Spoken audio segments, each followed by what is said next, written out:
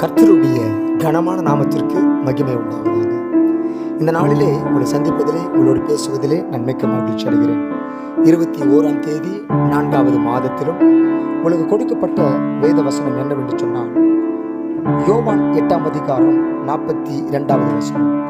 இயேசு அவர்களை நோக்கி, தேவன் உங்கள் பிதாவாய் இருந்தால் என்னிடத்தில் அன்பாயிருப்பீர்கள். ஏனெனில் நான் தேவனிடத்திலிருந்து வந்திருக்கிறேன், நான் சுயமாய் வரவில்லை, அவரே என்னை அனுப்பினார்.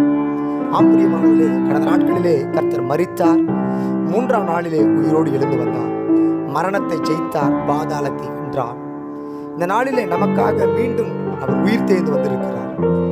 ஆம்பிரியமானவர்களே, அவர் மரிப்பதும் பிதாவின் சித்தம், அவர் உயிரோடு வந்ததும் பிதாவின் சித்தம்.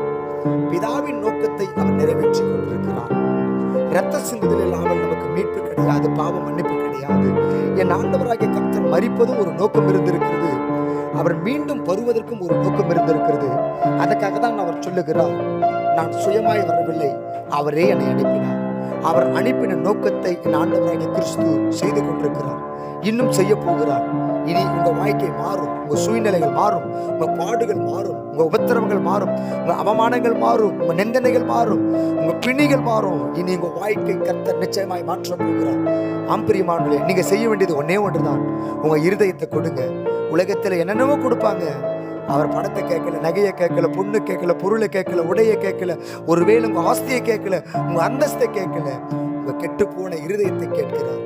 சுத்தம் உள்ளவர்கள் பாக்கியவான்கள். நிச்சயமாய் இனி நீங்க பாக்கியவான்களாய் மாறப்போகிறீர்கள். கர்த்தர் உங்களை மாற்ற போகிறார்.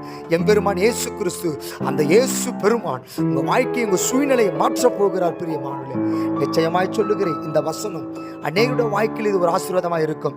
ஆண்டவர் மரித்தார், ஏன் வரணும், எதற்காக வரணும்? உங்களுக்குள்ள ஒரு கேள்வி இருக்கலாம். அவர் சுயமாய் வரவில்லை, அவரே என்னை அனுப்பினார் என்று என் ஆண்டவராகிய இயேசு கிறிஸ்து இந்த யோவான் புஸ்தகத்தில் எழுதியிருக்கிறார். நிச்சயமாய் இந்த நாளிலே கர்த்தர் உங்களை ஆசீர்வதிக்க போகிறார். உங்களை ஒவ்வொருவரையும், உங்க ஒவ்வொரு குடும்பங்களையும் கர்த்தர் தனித்தனியாய் ஆசீர்வதிக்க போகிறார். நிச்சயமாய் ஜெபிப்போமா? உங்களுக்காய் தொடர்ந்து ஜெபிக்கிறேன். இயேசு ஜீவிக்கிறார் ஊழியங்கள் பாஸ்டர் ஆர் காணிக்கராஜ் தொடர்ந்து உங்களுக்காய் நான் ஜெபித்துக் கொண்டிருக்கிறேன். கர்த்தர் தாமே உங்களை ஆசீர்வதிப்பாராக. God bless you.